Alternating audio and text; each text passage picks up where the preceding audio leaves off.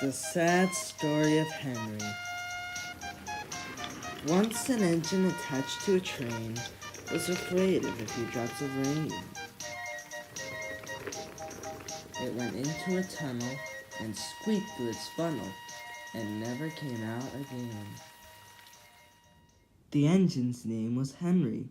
His driver and fireman argued with him, but he wouldn't move. "The rain will spoil my lovely green paint with red stripes," he said. The guard blew his whistle till he had no more breath and waved his flags until his arms ached, but Henry still stayed in the tunnel and blew steam at him. "I'm not gonna ruin my lovely green paint and red stripes for you." The passengers came and argued too, but Henry wouldn't move. Then along came Sir Topham Hatt, the man in charge of all the engines on the island of Sodor. They called him the Fat Director. "We will pull you out," said Sir Topham Hatt, but Henry only blew steam at him. Everyone pulled except Sir Topham Hatt. "My doctor has forbidden me to pull," he said. But still Henry stayed in the tunnel. Then they tried pushing from the other end. Sir Topham Hatt said, "1, 2, 3, push!" But he didn't help. "My doctor has forbidden me to push," he said. They pushed and pushed and pushed, but still Henry stayed in the tunnel. At last another train came along. The guard waved his red flag and stopped it. Everyone argued with Henry. "Look, it stopped raining," they said. "Yes, but it'll begin again soon," said Henry. "And what do you think will happen to my lovely green paint and red stripes then?" So they brought the other engine up, and it pushed and puffed and pushed as hard as ever it could. But still Henry stayed in the tunnel. Eventually, even Sir Topham Hatt gave up. "We shall take away your rails," he said, "and leave you here for always and always and always." They took up the old rails and built a wall in front of Henry so he couldn't get out of the tunnel anymore.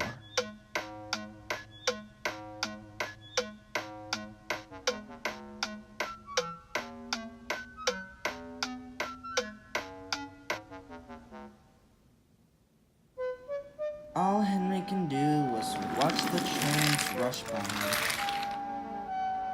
He's very sad because no one will ever see his lovely green paint with red stripes again. But I think he deserved it. Don't you? Edward, Gordon, and Henry. Edward and Gordon often go by the tunnel where Henry was shut up. Edward would say, "Peep, peep, hello." And Gordon would say, "Poof, poof, poof, serves you right." Poor Henry had no steam to answer. His fire had gone out. Soot and dirt from the tunnel had spoiled his lovely green paint with red stripes. He was cold and unhappy and wanted to pull trains too.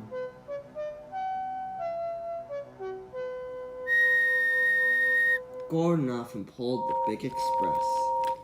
He is proud of being the only engine strong enough to do so. It was full of important people, like Sir Topham Hatt, and Gordon was seeing how fast he could go.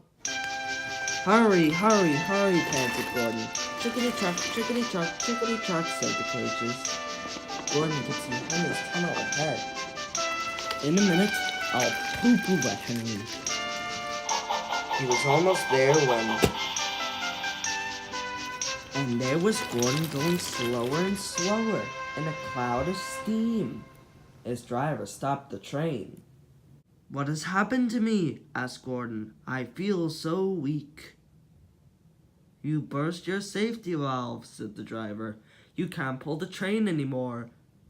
"Oh dear," huffed Gordon. "And we were going so nicely too. And look, there's Henry laughing at me. Everyone came to see Gordon. "Huh," said Sir Topham Hatt. "I never liked these big engines. Always going wrong. Send for another engine at once." While the guard went to find one, they uncoupled Gordon and ran him onto a siding out of the way.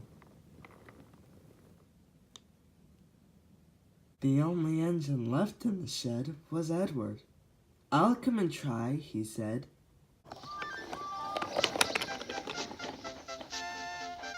"Huh, that's no use. Edward can't push the train."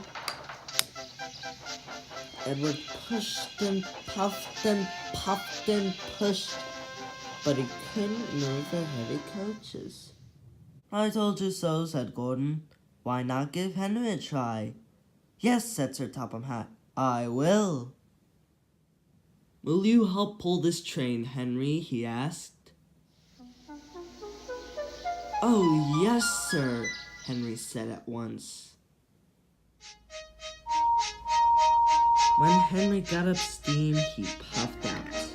He was dirty and covered with cobwebs. "Oh, I'm stiff," he groaned.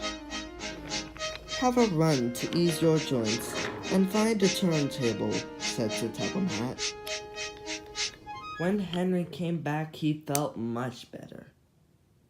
"Peep, peep, I'm ready," said Edward. "Peep, peep, peep," said Henry, "so am I." "Pull hard, we'll do it. Pull hard, we'll do it." They puffed together.